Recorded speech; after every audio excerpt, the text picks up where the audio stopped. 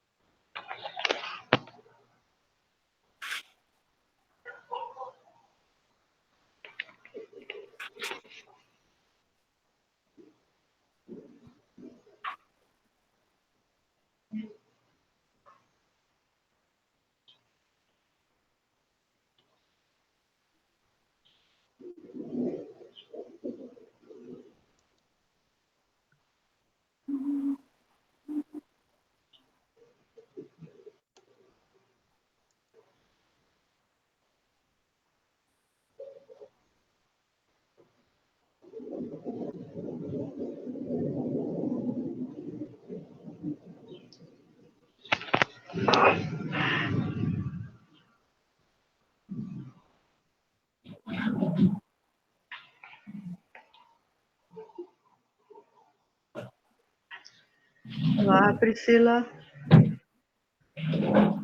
Oi, boa tarde.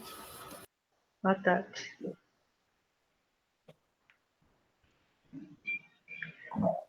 Gente, eu vou terminar o que eu estava falando na outra aula, então, e depois a gente faz a discussão dos trabalhos que vocês...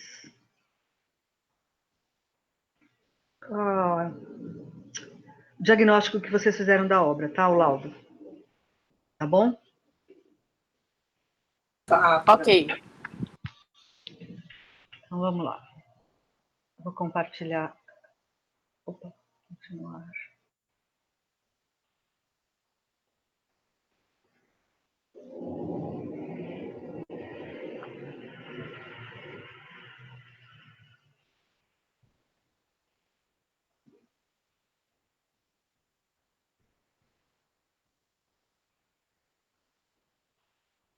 Então, vamos lá. Colocar isso aqui. Então, hoje a gente ainda tem aula teórica, vocês vão falar sobre os diagnósticos das obras com as fotos inseridas e comentadas. Vou mostrar também alguns estudos de caso. Então, eu vou falar sobre os tipos de danos e como eles são causados. Espera aí que tem alguém pedindo para entrar.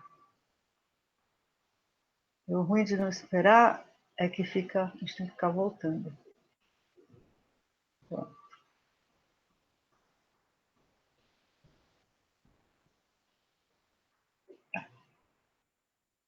Aqui a gente já falou. Bom, então, só fazendo uma revisão, um resuminho da última aula. Então, os fatores de degradação são físicos, biológicos, químicos, antrópicos ou catástrofes. Então, nos físicos, nós temos a temperatura, umidade relativa do ar e a luz natural artificial que podem influenciar na obra. Como fatores biológicos, os micro e os macro-organismos, como micro-organismos, bactérias, fungos, etc., e como macro, insetos, roedores, aves, etc. Como fatores químicos, nós temos a poeira, que carrega... além dela carregar, ela é como se fosse um recipiente. Ela... Só um minutinho, tem alguém falando aqui comigo no Zap.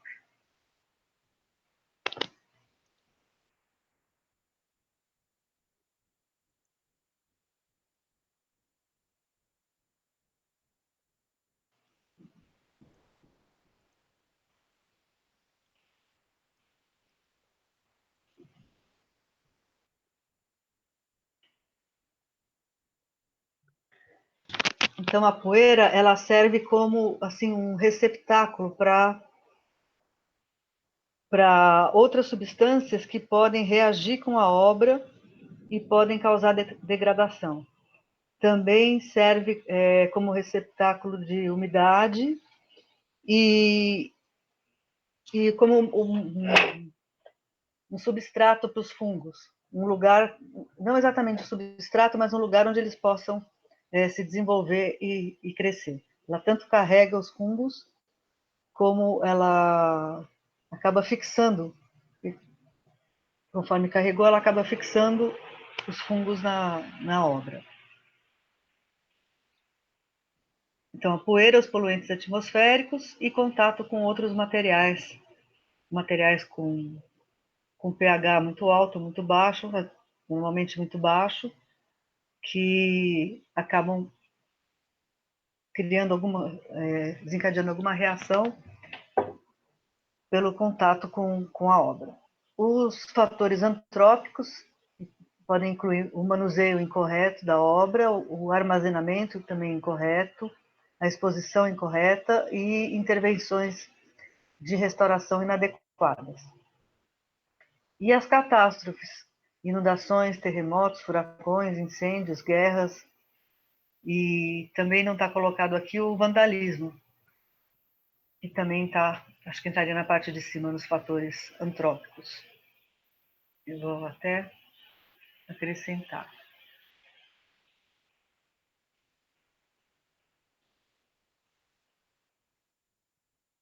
Opa.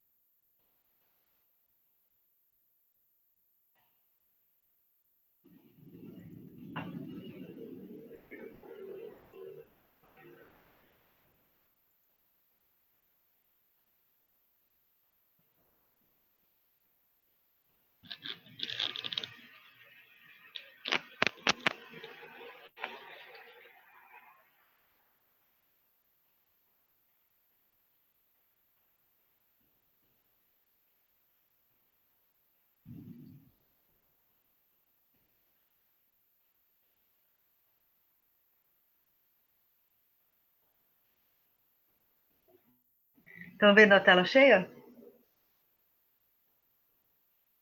Sim. Tá. Então, como a gente tinha falado também, o estado de conservação da obra depende do material que ela foi feita, da técnica construtiva e da sua trajetória, do histórico dela, né? Como ela foi tratada desde que ela foi criada. Se ela está em condições adequadas, os fatores de degradação são estabilizados. Se ela fica em situações adversas, o processo de deterioração se instala e aí é necessário a intervenção de um profissional especializado em restauração, não pode ser qualquer pessoa. E a gente precisa sempre lembrar que os procedimentos de conservação têm que ter prioridade sobre os de restauração. Bom, então, resumindo, influências do meio e fatores que podem danificar as obras. Umidade relativa, temperatura, a luz, que é a radiação eletromagnética, os poluentes, agentes biológicos, materiais de contato devido ao pH, embalagem, montagem, etc., catástrofes e fatores antropogênicos derivados da atividade humana. A gente pode classificar também por tipos de deterioração, como já falou antes, né? Físicas, químicas ou biológicas. Então, as degradações físicas, como consequência, tem alteração de tamanho e forma. As degradações químicas desencadeiam reações químicas na obra. E as biológicas, a biodeterioração, quer dizer,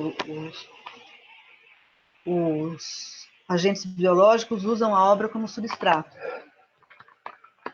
Então, os cupins, por exemplo, se instalam fazendo cavernas na obra e se alimentando dela, assim como os fungos e as bactérias também. Bom, as alterações... eu acho que aqui tem um... está trocado o slide. Só um minuto.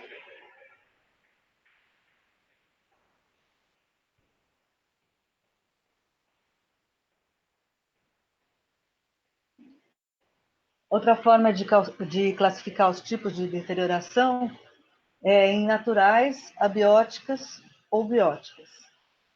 Então, naturais são aquelas que são intrínsecas à obra, quer dizer, devido ao seu envelhecimento natural, normalmente devido aos materiais que ela foi feita e à técnica de construção. As abióticas ou externas são devidas a condições atmosféricas e ambientais, como umidade relativa, temperatura, luz, poluentes, etc.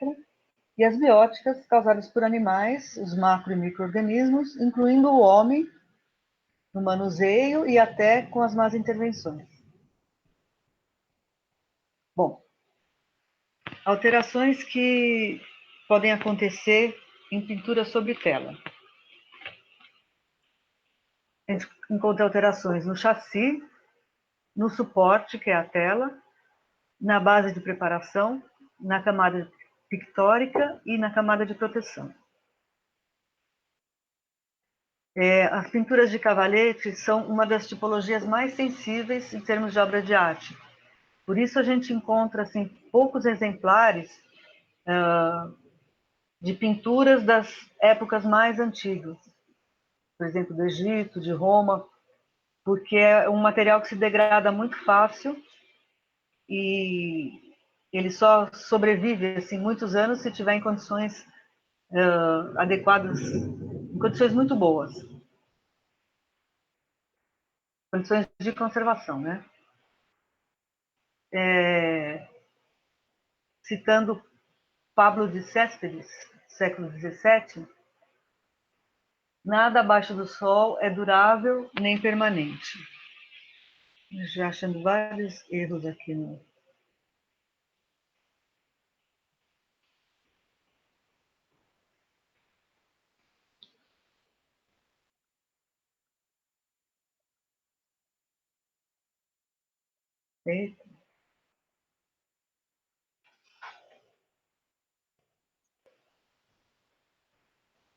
Então, o que ele quer dizer com isso? Que não tem como, né, gente? Qualquer bem material, qualquer tipo de matéria vai se degradar e com o tempo vai sofrer alterações. Não tem nada que seja assim resistente e permanente, que esteja sempre igual.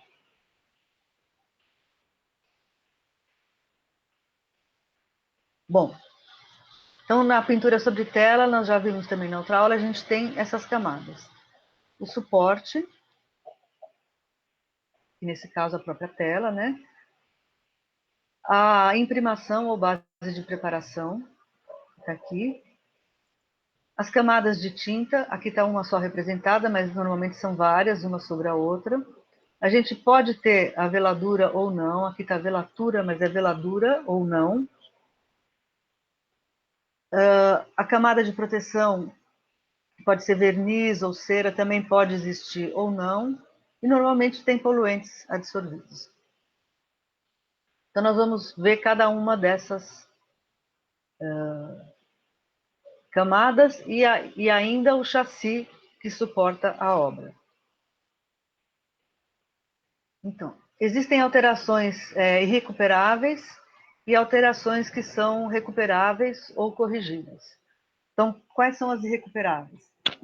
Por exemplo, perda de fragmentos, alteração nos pigmentos e alterações recuperáveis. Quando existem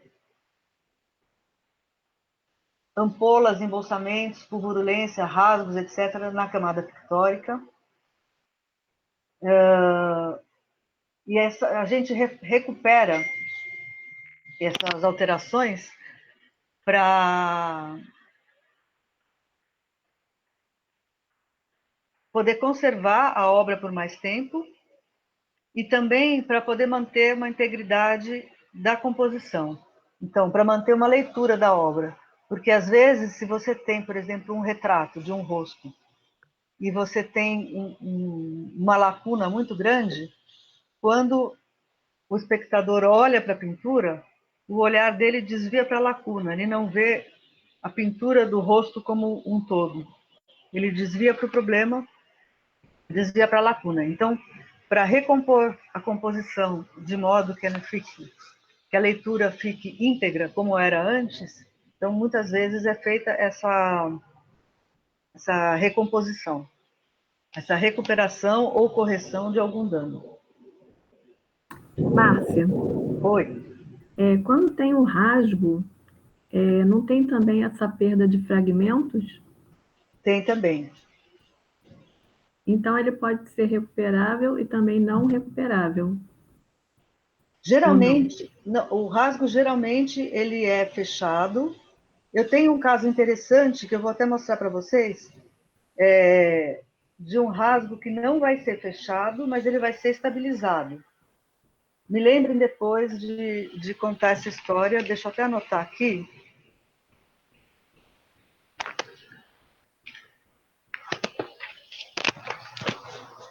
É uma história porque o próprio artista rasgou o quadro.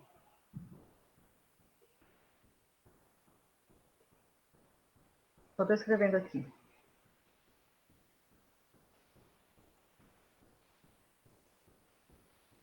Então, o rasgo geralmente ele é reintegrado porque vai ser a primeira coisa que a gente vai ver depois de terminarem as aulas teóricas, né? Ou seja, na próxima aula, porque se você não fechar o rasgo, ele começa a abrir e começa a deformar toda a tela. Porque Eu percebi que o rasgo ele tem que ser tipo cerzido, né? Assim, tem que ter uma continuidade daquela linha para poder fechar a tela. Não sei se eu entendi direito. Para isso depois a gente você vai ver entrar. nessa aula, Aham, tá. tá? Mas ele não pode ficar aberto, porque se ele ficar aberto, o tecido quando está esticado no chassi, eu vou sair aqui, eu não gosto de ficar falando sem olhar para vocês e sem mexer as mãos. Coisa de italiano, né? Então,